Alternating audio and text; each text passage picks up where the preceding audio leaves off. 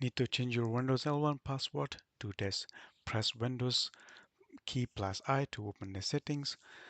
On the left side, click Accounts and choose the sign-in options. And then under Password, choose Change and enter your current password.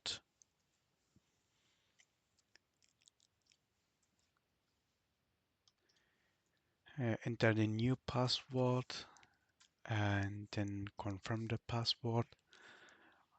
On the password hand, it's all mass field. You need to enter something, some characters.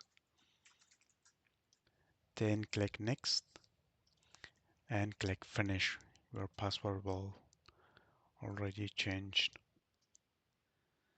And that's it. Want more quick Windows 11 tips? Hit subscribe and let me know in the comments what you want to see in the next.